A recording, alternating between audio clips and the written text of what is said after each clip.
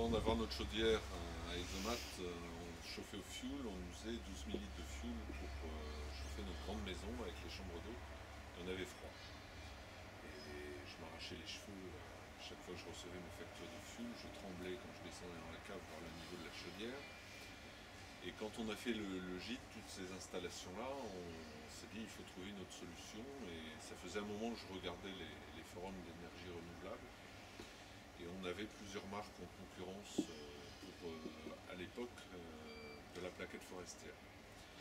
Et ce qui m'a décidé à prendre une isomate, c'est un concurrent qui m'a dit la isomate c'est pas mal, mais c'est un peu rustique, nous c'est beaucoup plus sophistiqué. Je lui ai dit ça, faut jamais dire ça à un paysan. Et donc j'ai pris une isomate. J'ai pris largement la puissance, heureusement, et au départ on s'est chauffé à la plaquette forestière, ça marchait très bien. Le problème, c'est que j'avais beaucoup de mal à trouver de la plaquette.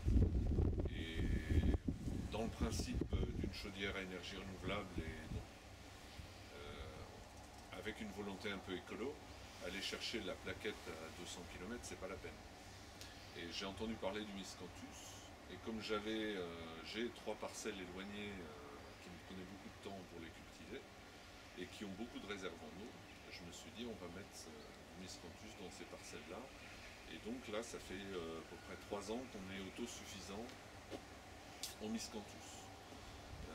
Heureusement, on avait une puissance largement pour la chaudière, parce qu'il faut quand même plus de puissance pour une chaudière miscanthus que pour une chaudière bois.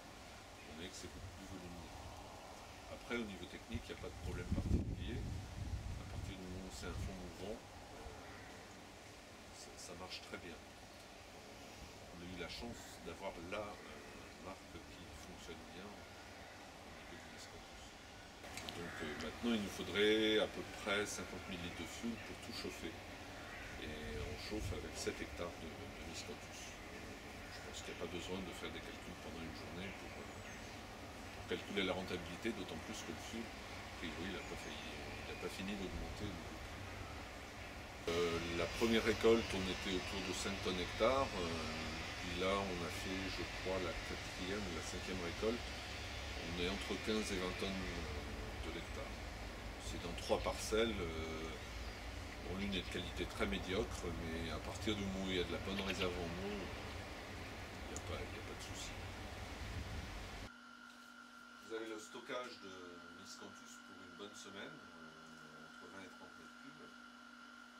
Ici, c'est convoyé par des vis sans fin et des écluses dans la chaudière.